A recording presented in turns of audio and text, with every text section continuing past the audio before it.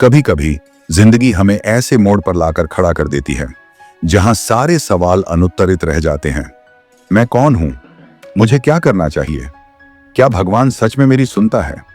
इन्हीं सवालों के बीच एक साधारण इंसान नील डोनाल्ड वॉल्श ने भगवान से बातें करना शुरू कर दी। जब जिंदगी पूरी तरह टूट गई, नील की जिंदगी बिखर चुकी थी, जॉब छूट गई थी, रिलेशनशिप खत्म हो चुका था, एक्सीडेंट के बाद हेल्थ भी साथ नहीं दे रही थी, वो टूट चुका था, अंदर से बिल्कुल खाली। एक रात पूरी निराशा में उसने बस इतना कहा, भगवान तुम्हें क्या चाहिए मुझसे? मेरी जिंदगी क्यों ऐसी हो गई है? और तभी कुछ चमत्कारी हुआ। उसे एक आवाज सुनाई दी, मगर बाहर से नहीं, भीतर से, उसकी आत्मा से। वो आवाज थी भगवान की। भगवान की पहली सीख, तुम मेरे हिस्से हो। भगवान ने कहा, तुम मुझसे अलग नहीं हो, तुम वही हो जो मैं हूं, मेरा अंश। तुम्हारे अंदर वो सारी शक्ति है जो तुम बाहर ढूंढ रहे हो। नील समझ गया कि वो अब तक खुद को छोटा समझता रहा, कमजोर समझता रहा, जबकि सच्चाई ये थी कि वो खुद एक डिवाइन क्रिएशन था। फियर वर्सेस लव असली युद्ध। भगवान ने नील को बताया कि दुनिया में दो ही शक्तियां काम करती हैं, डर, फियर, और प्यार, लव। डर बांधता है, प्यार मुक्त करता है। जब भी हम कोई निर्णय लेते हैं, या तो डर से लेते हैं या प्यार से।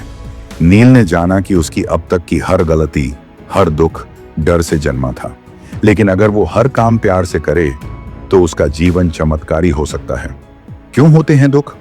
The role of pain. Neel ने भगवान से पूछा, अगर तुम मुझसे प्यार करते हो तो फिर दुख क्यों देते हो? भगवान मुस्कुराए और कहा, दुख तुम्हें तोड़ने के लिए नहीं आता, वो तुम्हें खुद को पहचानने, अपने भीतर छुपे देवत्व को खोजने आता है। जैसे मिट्टी में दबा बीज दर्द सहता है ताकि वो विशाल वृक्ष बन सके। नील अब समझ चुका था, pain is not punishment, pain is preparation. Manifestation की ताकत। भगवान ने बताया कि हम अपने विचारों, विश्वासों और इरादों से अपनी दुनिया रचते हैं। सोचो और वो वास्तविकता बनती है। महसूस करो और वो अनुभव बनता है। विश्वास करो और वो चमत्कार बनता है। नील ने यह रहस्य सीखा कि जो भी हम अपने मन में साफ और पूरी श्रद्धा से चाहते हैं, वो हमें मिल सकता है। ईगो को छोड़ो, आत्मा को पकड़ो। भगवान ने समझाया कि ईगो यानी मैं, मेरा, हमें सच्चे आनंद से दूर ले जाता है, जबकि आत्मा, वननेस, हमें सबके साथ जोड़ती है। जब नील ने अपना अहंकार छोड़ा और आत्मा की आवाज सुनी, वो खुद भगवान के प्रेम का अनुभव करने लगा।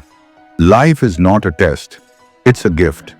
भगवान ने कहा, जिंदगी कोई परीक्षा नहीं है, यह एक उपहार है जिसे अनुभव करना है, जीना है, प्यार करना है।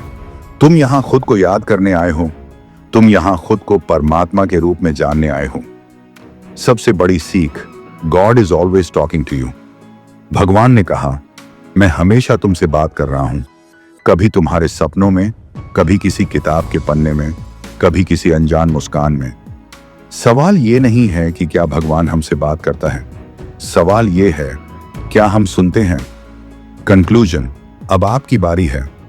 नील की तरह क्या आप भी तैयार हैं अपने दिल के सवालों के जवाब सुनने के लिए, भगवान की आवाज को पहचानने के लिए, अपने भीतर की असीम शक्ति को जगाने के लिए?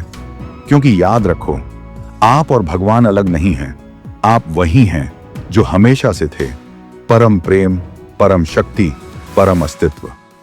अगर इस कहानी ने आपके दिल को छुआ हो तो इस डिवाइन जर्नी को और लोगों तक पहुंचाइए। वीडियो को लाइक कीजिए, शेयर कीजिए और चैनल को सब्सक्राइब करना ना भूलिए। यही आपकी तरफ से इस जगत को एक प्रेमपूर्ण तोहफा होगा।